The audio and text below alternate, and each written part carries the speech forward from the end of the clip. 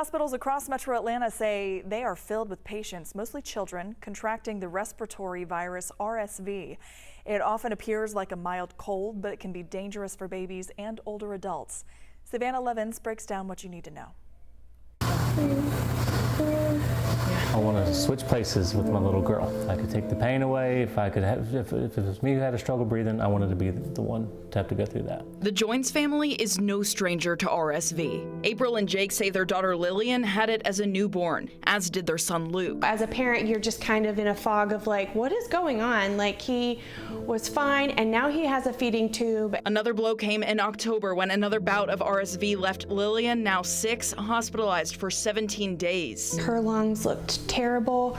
She could not breathe. You know, her face and her neck swelled to about 4 times its normal size, and it was extremely traumatic. The CDC says cases of the respiratory virus among children are surging, particularly in the South. In Georgia, there was an average of 10 positive cases a week reported in February and March. Then we saw a sharp increase. As of this month, we're averaging 136 cases a week. The uptick is real. Pediatrician Dr. Afif El-Hassan says the symptoms are similar to those of a cold or COVID, like a cough and trouble breathing. The CDC now recommending children who test negative for COVID be tested for RSV. It can go from like a sniffly, raspy sounding cough or cold to labored breathing like that. Just in a couple of hours, it can change. Children's Healthcare of Atlanta says a significant increase in RSV cases and other respiratory illnesses has led them to open a tent outside their emergency department to help alleviate the strain and ensure they don't have to turn people away. Most cases of RSV are mild and resolve within a week or two, but the virus does lead to an average 58,000 hospitalizations and up to 500 child deaths each year. Those numbers on track to be much higher this year. If the child is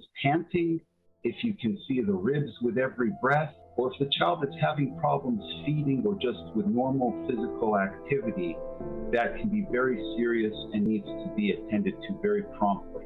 The Joins hoping to raise awareness so other families don't have to experience what they did. It is unlike anything else to watch a child just be helpless. Be aware of the symptoms, to watch your child very, very closely. Doctors say if your child is sick, even if they test negative for COVID or it seems like they just have a little cold, it is best to keep them at home. Kids who are immunocompromised or have asthma are particularly at risk for a serious case of RSV.